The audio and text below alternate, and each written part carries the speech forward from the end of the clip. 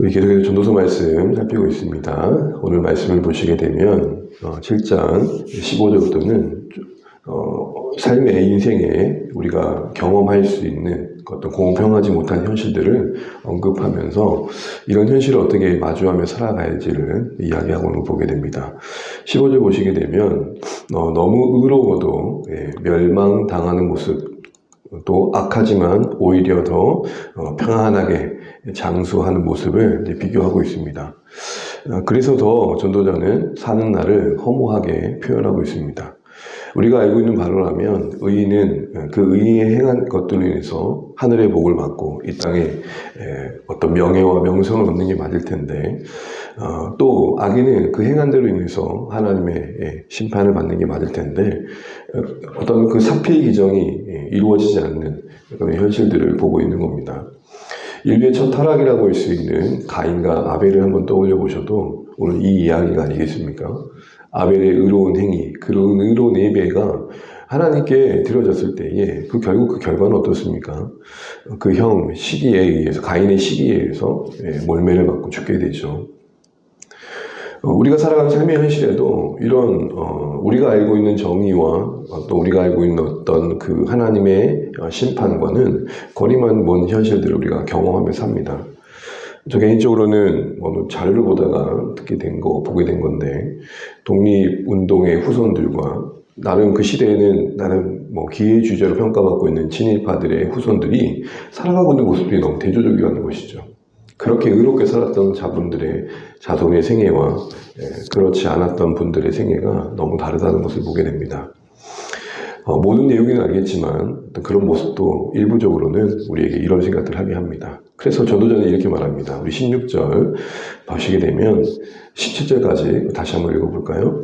지나치게 의인이 되지도 말며 지나치게 지혜의 자도 되지 말라. 어찌하여 스스로 패망하게 하겠느냐.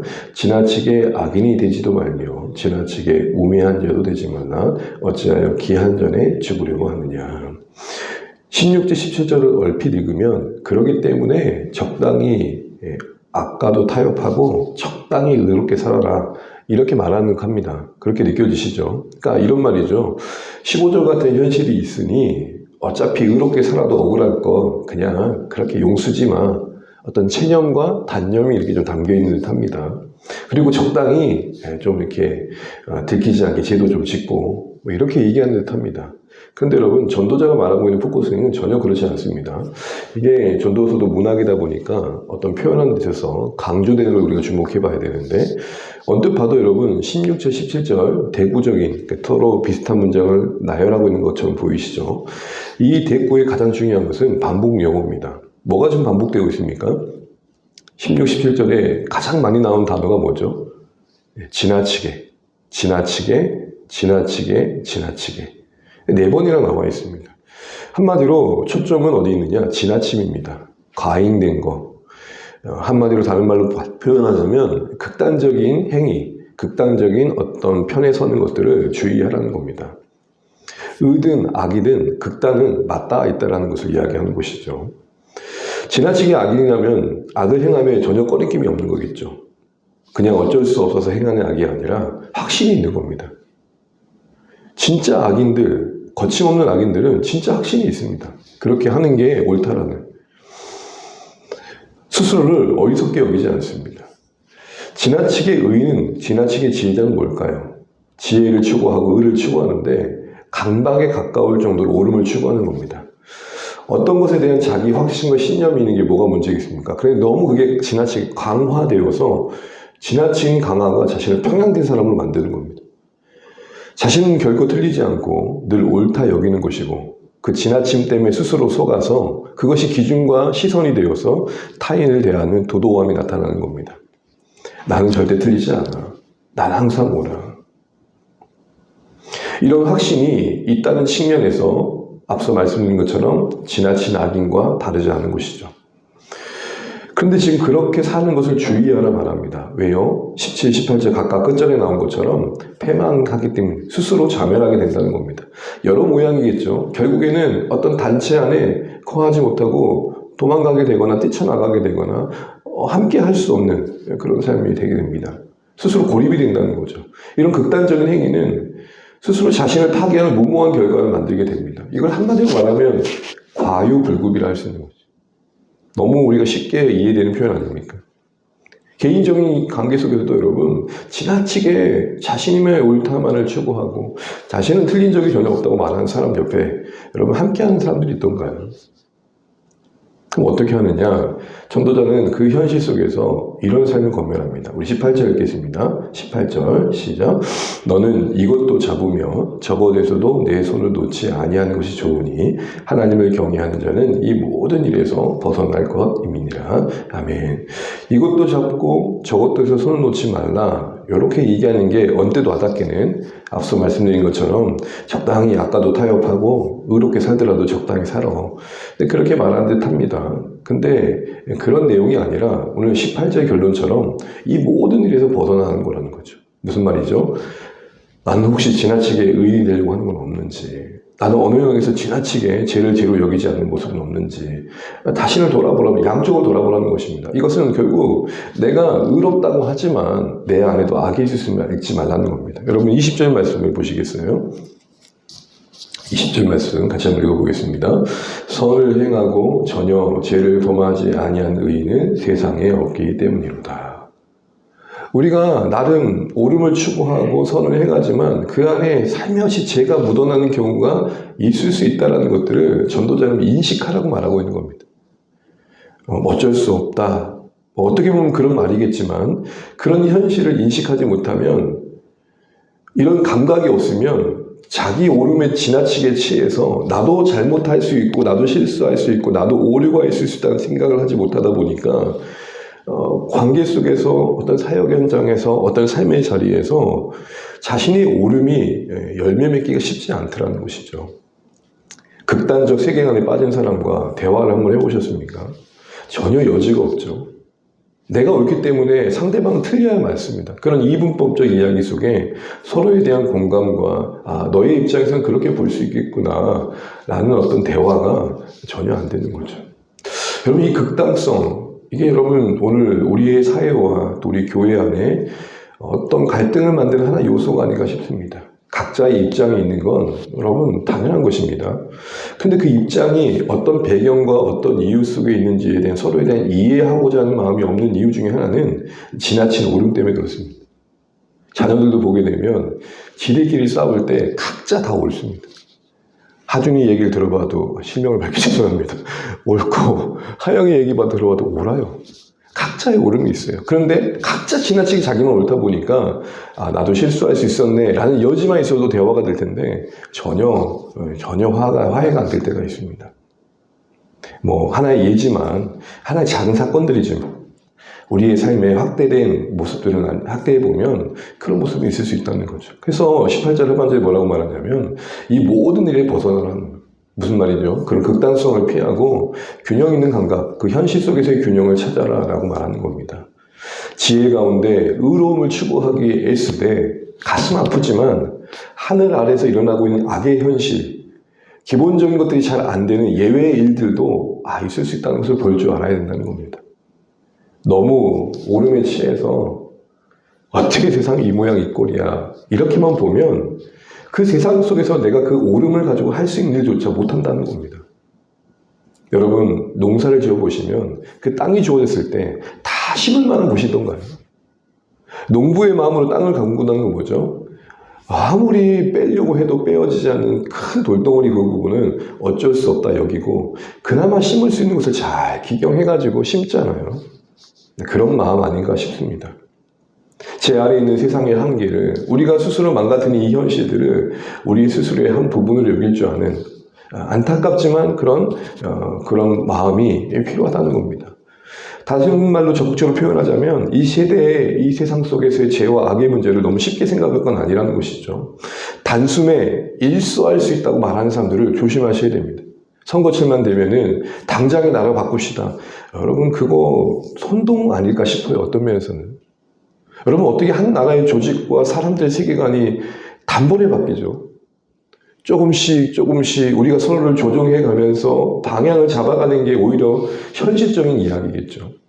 단숨에 죄를 없앨 수 있고 단숨에 이렇게 하면은 죄의 문제가 해결되고 그렇게 신앙에 접근하는 분들도 우리 좀 조심할 필요가 있습니다. 당장에 뒤엎을 수 있는 게 아니라는 겁니다. 왜요? 우리 죄된 본성, 이 죄 아래 현실이 악과 죄가 깊이 뿌리내려 있기 때문입니다. 왜 하나님이 그렇게 하셨는지에 대해서 정확하게 우리가 답할 자는 없습니다. 그러나 이 세상 속에서 우리가 살아가고 있다는 것입니다. 그리고 우리 안에 적어도 이 죄된 본성이 이 낮은 몸과 함께 여전히 존재한다는 거죠. 그러니 지나치게 의인인 자들, 그 자들이 생각해야 될 것이 있습니다. 그게 뭐죠? 나도 잘못 행할 때가 있다는 걸 알아야 된다는 거죠.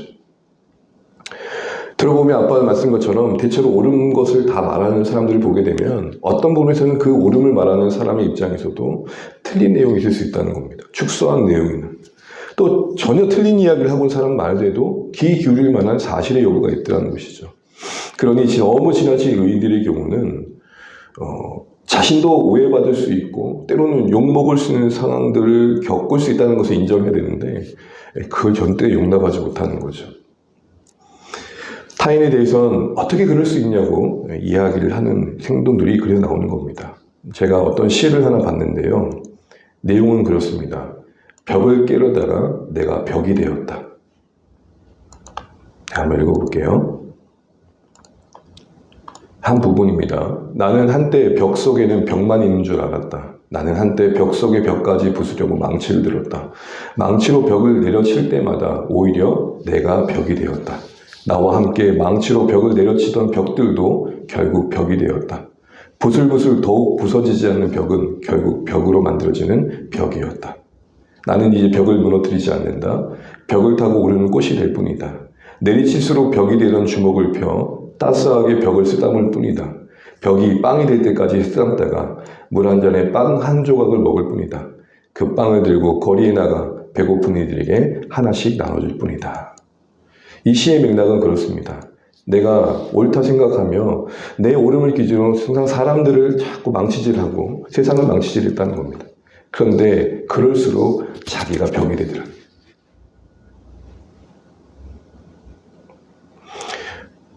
의를 위해 싸우다가 어느새 사랑이 메마른, 옳음을 위해 살다가 국률을 잃어버리는, 어쩌면 에베소 교회가 책망받았던 모습 아니겠습니까? 그래, 너희 참 잘하고 있다. 악한 것을 구별할 줄 아는 분별력은 진짜 너무 잘하고 있다. 그런데 너희 처음 사랑을 회복하면 좋겠다. 교회의 입장이 세상을 향해 어떠해야 될지를 생각해 보게 되었고, 한 인생으로 제가 또 다른 타자를 대하는 마음이 어떠해야 될지를 생각해 보게 되었습니다. 오늘 말씀 그럼 우리에게 최종적으로 어떻게 말하고 옵니까? 18절 다시 보시게 되면 하나님을 경외하는 자가 이 모든 일에서 벗어날 수 있다고 말합니다. 너무 뻔한 장난 같지만 결국 우리가 균형 감각을 회복하기 위해서는 시선을 하나님께 둬야 된다는 겁니다. 세 가지 입장, 세 가지의 하나님을 기억하십시오. 하나님이 창조주십니다. 하나님이 구원주십니다. 하나님이 심판주이십니다. 하나님이 창조주로서 이 세상을 포기하지 않고 끌어안고 있다는 것을 잊지 마십시오. 그게 구원 아닙니까?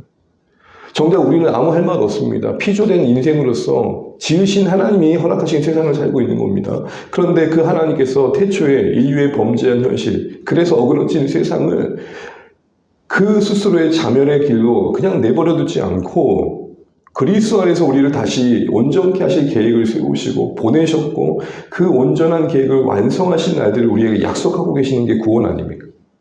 그리고 훗날에 이 땅의 모든 악들은 그 심판 앞에 드러나게 될 거라고 말씀하고 있습니다. 이 하나님, 창조주로서 이 죄 아래의 세상을 끌어안고 계신 하나님, 구원주 하나님. 그러나 결국 그 악에 대해서는 심판하실 정의의 하나님. 그 하나님의 일하심을 신뢰하면서 여전히 죄와 악이 존재하는 세상 현실, 어쩌면 우리 자신마저도 하나님 품고 계시다는 사실 앞에서 다시 한번 겸손히 우리의 모습을 보일 필요가 있는 것이죠. 분명 하나님 때문에 공의를 나타내실 거라는 겁니다. 이 하나님을 볼 줄 알아야 됩니다. 그래서 여러분 시편 73편을 보게 되면 아삽이 악인의 형통에 스스로 미끄러졌다가 어떻게 하나님 이룰 수 있어요 하다가 이런 고백을 합니다. 하나님의 성소에 들어갔더니 내가 악인들의 종말을 깨닫고 돌아옵니다. 더 나아가 우리가 마지막으로 하나님께 시선을 둔다는 건 실제적으로 이런 것입니다. 우리 21절, 22절 읽고 마치겠습니다. 21절, 21절 함께 읽죠. 시작. 또한 사람들이 하는 모든 말에 내 마음을 두지 말라. 그리하면 내 종은 너를 저주하는 것을 듣지 아니하니라. 너도 가끔 사람을 저주하는 것을 내 마음도 알고 있느니라. 누가 내 얘기하나 자꾸 듣고 있는데 결국은 누군가 나에 대해서 잘못된 이야기를 하고 또 비난을 할 때 성질날 일이지만 가만히 생각해 보라는 겁니다. 너도 가끔 누군가를 저주했다는 것. 옳음을 말하는 자들 안에는 모순, 타인의 실수와 무너짐, 어떤 무례함, 어떤 잘못됨을 전혀 받아들이지 못하는 여지없는 모습들, 누군가의 무례함 때문에 속상한데 또 자신도 그 무례를 행하고 있는 모습, 누군가의 거짓말에 분노하면서 또 자신은 또 거짓말을 하고 있는 것을 정당하고 있는 모습, 우리 안에 이런 모습이 있을 수 있습니다. 그래서 긍휼을 구하는 겁니다. 그 같은 시선으로 나를 바라볼 때 누군가를 향해서도 안타깝지만 망치질하는 게 아니라 주님, 우리의 이 현실을 불쌍히 여겨주십시오. 그 뭐 하나 옳음이 대단하다고 사람을 죽이기까지 하고 그 어떤 잔인한 행동들을 서슴지 않는 모습을 보게 됩니다. 사람 주 안에 가는 여러분, 우리 애쓰되 지나치지는 마시길 바랍니다. 악을 당연히 행해야 한다면 안 되지만 넘어질 수 있는 것도 아시면 좋겠습니다. 아는 바가 사는 바가 되기까지 은혜가 절실한 우리입니다. 이 땅에 죄를 당연시하면 안 되겠지만 타락한 현실도 고려한 안목이 있으면 좋겠습니다. 어쩔 수 없다가 아니라 주님 그러니 우리를 불쌍히 여겨주십시오. 분노하되 긍휼을 잃지 않는 우리가 되시면 좋겠습니다. 그 지나침이 나를 속일 수 있고 그 지나침이 나를 걸려 넘어지게 할 수 있습니다. 우리 모두 서로를 보듬어주며 토닥여주며 벽이 빵이 되기까지 하나님의 손길로 쓰임받을 수 있는 우리 모두 되셨으면 좋겠습니다. 주 안의 공동체가 각자의 신앙의 영역 속에 어느새 벽이 된 부분들이 서로의 만남 때문에 먹을 수 있는 빵이 되면 좋겠습니다. 막 나온 빵처럼 따끈따끈하고 보들보들하고 그렇게 푹신푹신해서 어느새 서로에게 쿠션이 되는 그런 관계가 되면 좋겠습니다. 그런 은혜가, 그런 긍휼이, 그런 사랑이, 그런 어두움 만져주심이 우리 안에 있을 수 있도록 또 함께 기도하시는 이 아침 되시기를 간절히 소망합니다. 기도하겠습니다.